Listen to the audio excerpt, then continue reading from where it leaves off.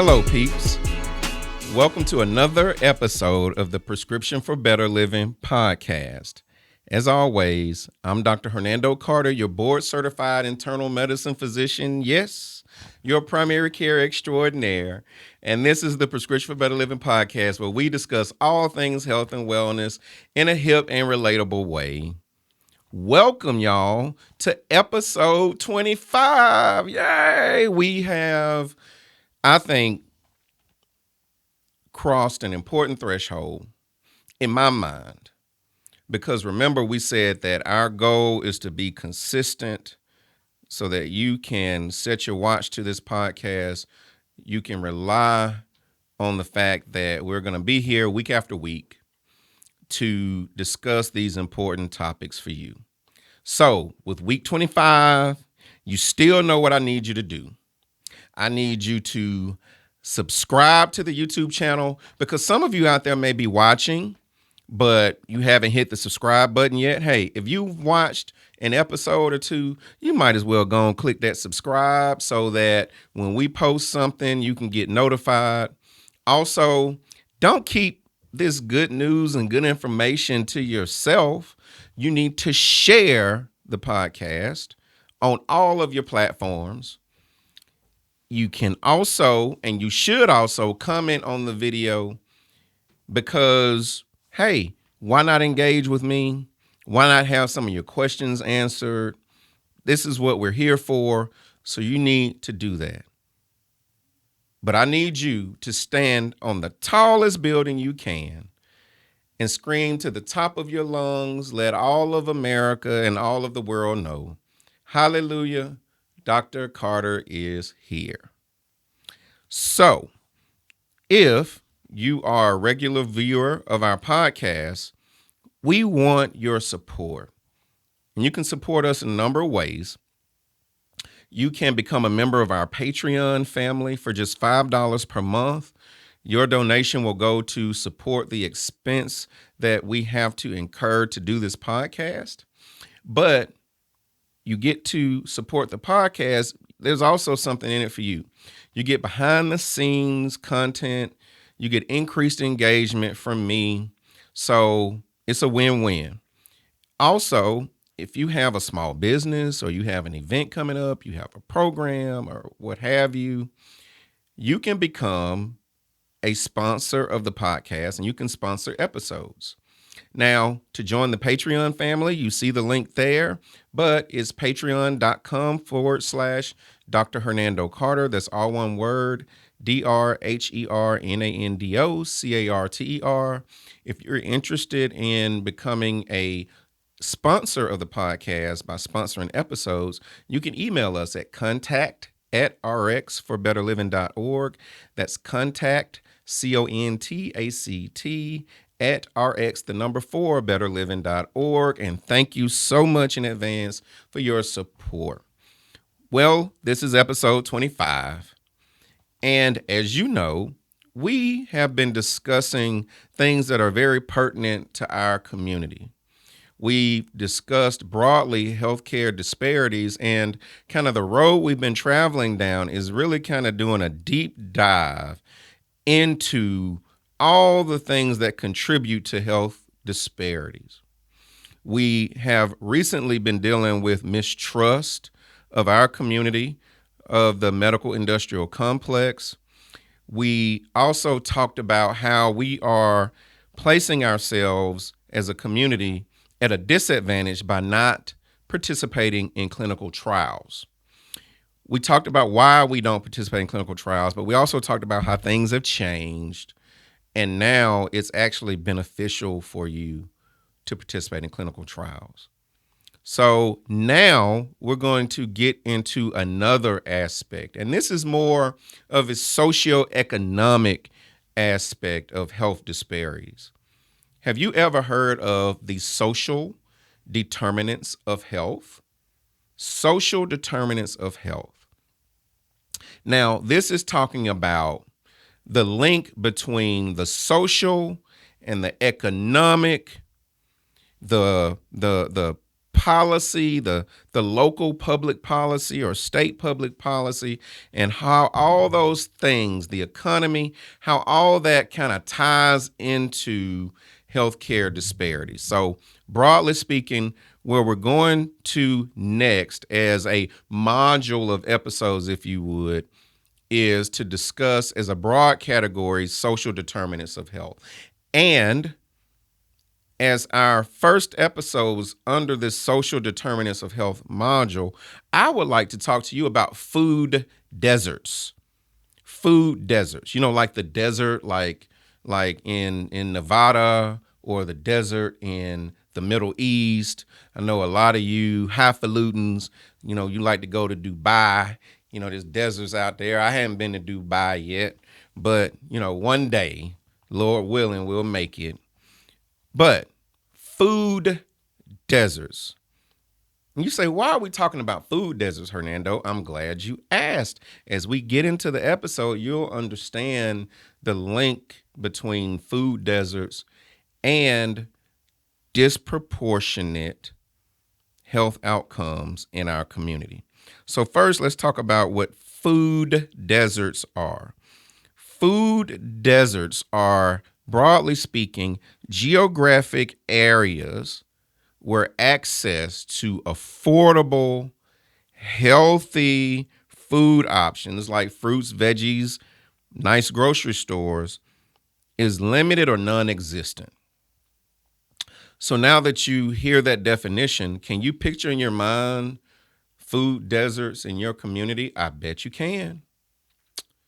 I grew up in a food desert in North Birmingham, Fountain Heights area.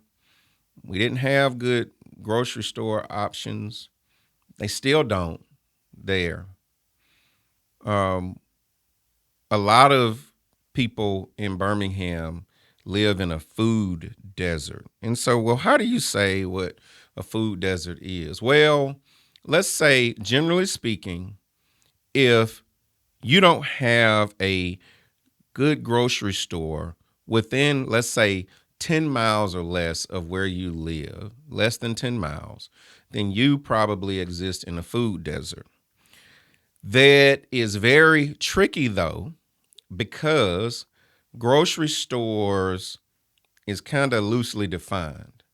Now, when I'm talking about grocery stores, I'm talking about a large store where you go and, you know, there is a representation of all the different food groups and items. You can go there and you can get fresh fruits, you can get fresh veggies, you can get fresh meat and produce and all those things. There may be a frozen section and you can have frozen vegetables, etc. But, you know, it's somewhere you can go and you can shop in that one place and have your refrigerator and your freezer and your pantry replenished. The reason why I had to go to that extent to describe what I mean by a grocery store is because a lot of us who live in or grew up living in food deserts had corner stores. So growing up in North Birmingham, and my Birminghamians, especially if you were in Fountain Heights, you knew about Mr. Sam's store, the Green store. If you lived over near Parker High School, you knew about Odo's, you know, all these kind of corner stores, Munchies. These are considered grocery stores, but think about it. Can you go and get your collard greens from the corner store? Or a head of lettuce? Would you trust it if they had it, which they don't? These stores tend to have a lot of processed and prepackaged foods.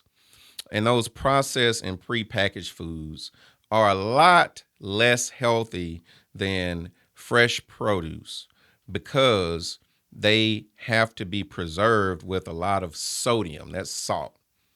So you think you're cooking healthy, but if you're cooking with the processed foods, you know, you're adding a lot of extra salt and sodium into your diet. So how bad is the problem of food deserts? Well, according to the United States Department of Agriculture and Economic Research Service, about 23.5 to 24 million people in America live in food deserts. And nearly half of those are also low income. So there's a connection there. Low income area, you have more food deserts. And some people say, well, it's, supply and demand, because poorer people don't have a lot of money. They don't have a lot of margin from month to month.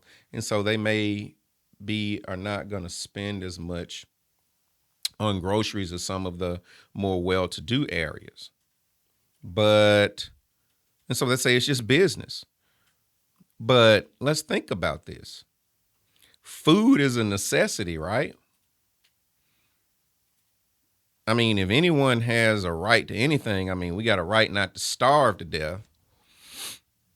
And our government, especially compared to some of these other countries, for those who are very low income, they have supplemental nutritional assistance programs, SNAP. So that could be, the food stamps. They're not food stamps anymore, right? You get it loaded on a debit card, but you can get food that way. WIC, Women, Infant, and Children, lower income mothers who have newborn babies, they get nutritional support to help keep them and their babies healthy and from starving. And so there are resources there, but we have to have policy in place that encourages these businesses to put grocery stores in our communities, because we want them, y'all. We want grocery stores. Think about it. I mean, I have so many patients who are elderly, who are disabled, who are low income, and they don't have transportation. They have serious medical conditions like diabetes, end-stage renal disease, congestive heart failure, and they really need somewhere to shop that has healthier food options. But because they live in food deserts and because they don't have the transportation they need, they are relegated to shopping within that little couple of block radius of their neighborhood at grocery stores that are really convenience stores, or what's more likely is that dinner, really breakfast, lunch, and dinner for them, looks like fast food, which we know is unhealthy for everybody. But particularly if you have congestive heart failure, heart disease, diabetes, renal failure, what have you, I mean, it's just a setup for hospitalization, emergency room visits, and premature death. So, approximately 2.3 million people live in low income or rural areas that are more than 10 miles from a supermarket. Have you ever walked 10 miles? I have. I've jogged 10 miles. And let me tell you, even if you're young and in the best of shape, walking 10 miles one way to the store and walking 10 miles back, that's impossible for most people. Okay, let's say you catch the bus, good old Max bus. Do they still call it Max, Gary? Is it Max? What's it called now? The Birmingham, I don't know. We called it Max, okay? Max bus. Let's say you take the good old Max bus. Well, you're probably going to have to walk several blocks from your front door to the nearest Max bus stop. Then you take the good old Max, and hopefully you can get dropped off in close proximity to a grocery store. Hopefully. But you might have to walk a couple of blocks. How can you shop like that? Can't get much. That's still taxing. If you're disabled, say you walk with a cane or a walker, you have lung problems or heart problems that cause you to have to stop frequently, that's a problem. Food deserts. We've talked about how food deserts may be underreported. So the problem is probably worse than we even know because the North American industry classification system places those small corner stores into the same category as your Publix or your Winn-Dixie or even your neighborhood Walmart. So it's probably worse than we even know. Residents living in food deserts also have harder times finding foods that fit into their dietary restrictions or their condition specific diet. For example, if you're diabetic, you should be eating a low carbohydrate diet. And I explain to my patients that carbohydrates is the white stuff, it's all the good stuff, right? It's the sugar, rice, pastas, potatoes, like, your French fries and your baked potato and your mashed potatoes, things that have a lot of sugar in them, like snacks and desserts, etc. Low carbohydrate diet. Well, what kind of foods can you eat then? Fruits, vegetables, lean meats and proteins like chicken and fish, more so than the red meats. You can do potatoes if you want them, but how about let's do some sweet potatoes? You can do rice, but what about brown rice? Or what about they have this kind of chickpea pasta or rice, this vegetable-based rice and pasta, healthier for you. Well, you ain't gonna find those at the mom and pop grocery store, corner store. No. You might find you a good old pig feet, pickled eggs, which you don't need, or if you have congestive heart failure and you have to eat a low sodium diet. Well, if you eat a low sodium diet, you're doing the wrong thing if you think I'm cooking green beans, I'm cooking glory greens that are canned, right? But it's a vegetable, but it's full of salt because they have to use the sodium to preserve it. So you're already out of your diet. End-stage renal disease, you're on dialysis. Oh my God. You have to eat low potassium diet. You have to eat a low phosphorus diet, a low this and a low that.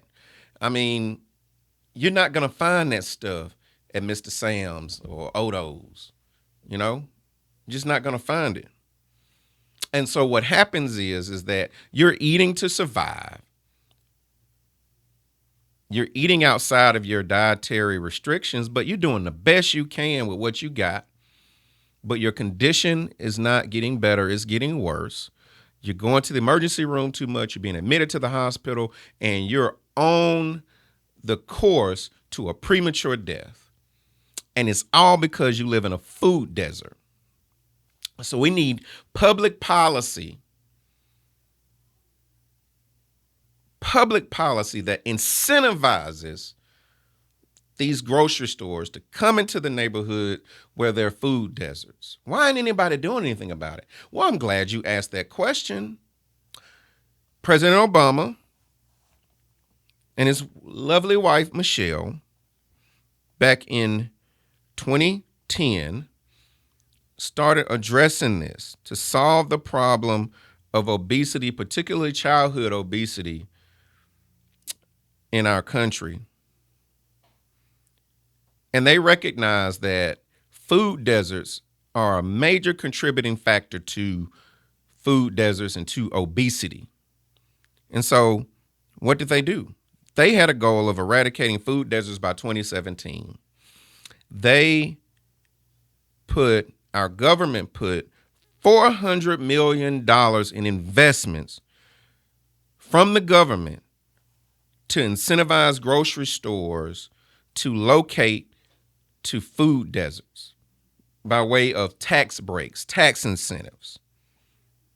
And we've seen some traction here in Birmingham area on the west side. You've seen a few more grocery stores, but we still have more work to do.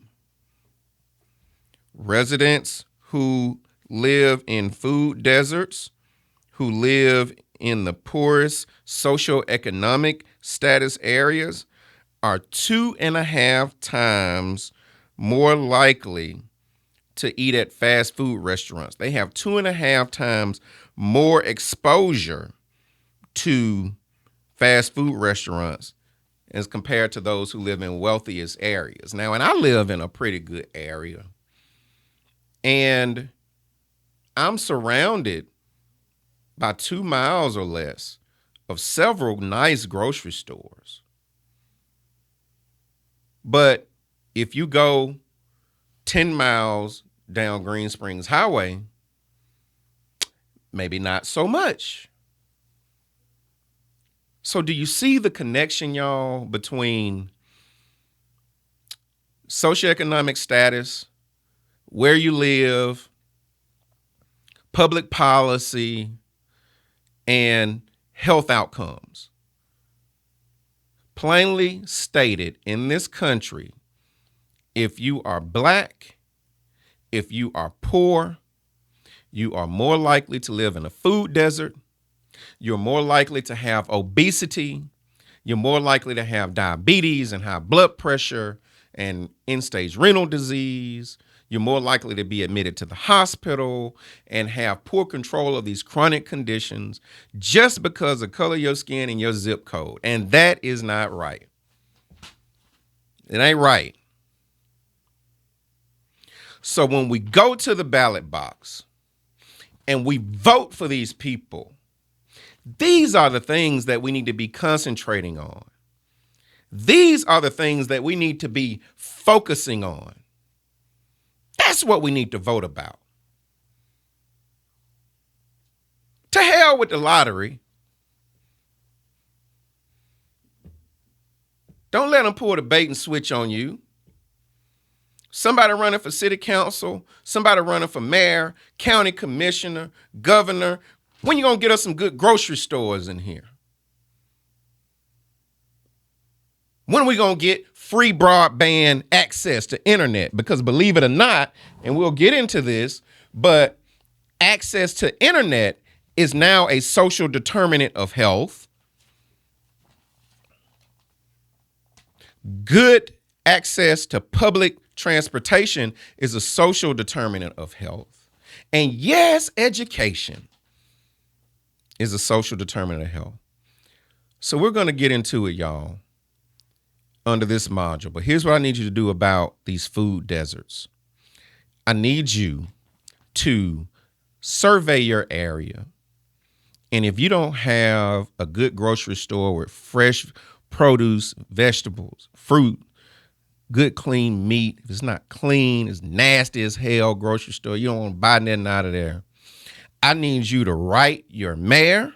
I need you to write your city council person. I need you to write your county commissioner. I need you to write your governor. You tell them that I'm a registered voter. I vote, and this is what I need in my community. And you keep the pressure on. You go to city council meeting. You go to county commission meeting. When they do these rallies, you show up and you press the issue and you ask the question, because that's the only way that we're going to get the resources we need in our communities. That's the only way we're going to tackle things like food deserts and other social determinants of health.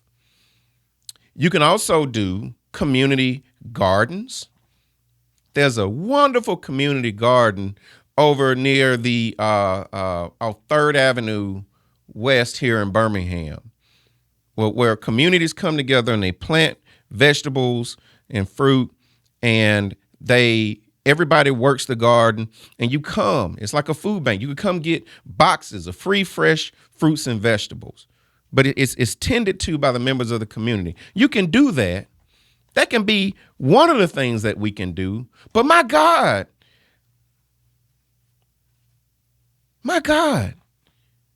we should have access to nice, clean grocery stores.